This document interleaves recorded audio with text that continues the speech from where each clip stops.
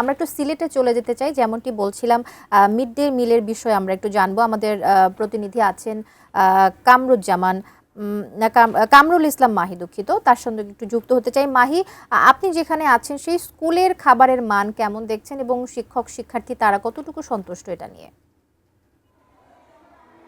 কবিতা, আসলে যদি বলি, মোটেই শিক্ষক এবং অভিভাবক যারা রয়েছেন তারা মোটেই সন্তুষ্ট নয়। কারণ সিলেট জেলার মধ্যে এই যে গোলাপগঞ্জ উপজেলাটি রয়েছে, সেই উপজেলায় পাইলট প্রকল্প হিসাবে 180টি সরকারি প্রাথমিক বিদ্যালয়ে মিড ডে মিল চালু করা হয়েছিল।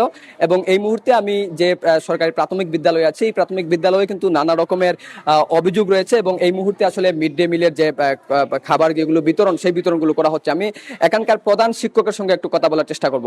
একটু বলবেন যে আপনাদের এখানে আসলে কি কি সমস্যা হচ্ছে? ধন্যবাদ আপনাকে।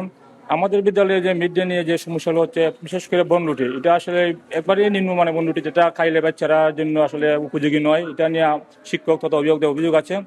আর যেটা ভালো যেটা আছে আপনার দুধ আমরা জানার মতো এবং আপনার বিস্কিট, এই দুটি পণ্য ভালো। আর কলাও মাঝে মাঝে আমাদের সমস্যা হয়, অনেক সময় খাসা কলা থাকে যায়, অনেক সময় কলা নষ্ট হয়ে যায়। এগুলো অনেক সময় অনেক অভিযোগ হয়, আমাদের জন্য খুব সমস্যা হয়ে দাঁড়ায় আর কি। আমরা আশা করি আপনার মাধ্যমে বার্তাগুলো তারা আমাদের কর্তৃপক্ষে পৌঁছবে। এবং আমরা আরেকজন অভিভাবকের সঙ্গে আমরা কথা বলার চেষ্টা করব। অভিভাবক তিনি অপেক্ষা করছেন তার শিক্ষার্থীর জন্য। আপনি একটু বলবেন আপনার যে প্রথমেই বলছিলেন। আসলে এই যে সরকার থেকে এই যে খাবারগুলা দিছে আমরা খুবই খুশি হয়েছি, কিন্তু খাবার প্রতি আমার একটা অভিযোগ আছে। ওই যে অভিযোগটা হইলো কি যে বনরুটি, ওগুলো আমি 2 দিন আইছি, আবার পরে হয়েছে যেগুলা অনেক মানসম্মত না, ওগুলা খুব খারাপ। এবং আমার বড় ভাই গত পরশু দিনও আসছেন যে এগুলা রুটি ভালো না, পরে ডিমের মাঝে একটু সমস্যা আছে। মানে আমি অনুরোধটা রাখবো যে আপনারা বাচ্চাদের খাবার দিচ্ছেন, এটা একটা পর্যবেক্ষণ করেন, ভালো খাবার দেন, আমরা অবশ্যই খুশি হব। তো খাবারের আপাতত মানসম্মানটা ভালো না।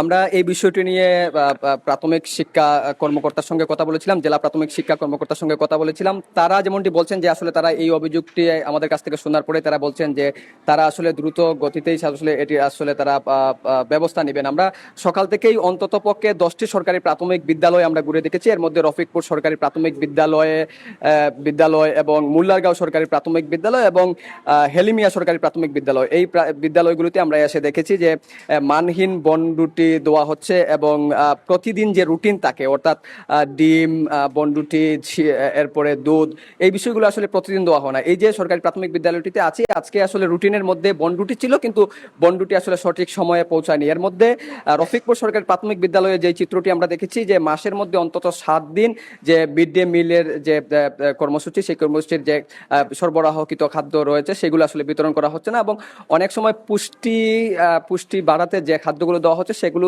আবার শিক্ষার্থীদের জন্য বিপজ্জনক হয়ে যাচ্ছে। তো এখানকার শিক্ষক এবং অভিভাবক যারা রয়েছেন তাদের দাবি যে পুষ্টি সমৃদ্ধ এবং মানসম্মত খাবার আসলে বিতরণ করা গেলে আসলে সরকারের এই যে পাইলট কর্মসূচি রয়েছে সেই কর্মসূচি আসলে সফল হবে এবং শিক্ষার্থীরাও আসলে শিক্ষার দিকে আরো মনোযোগী হবে। কবিতা।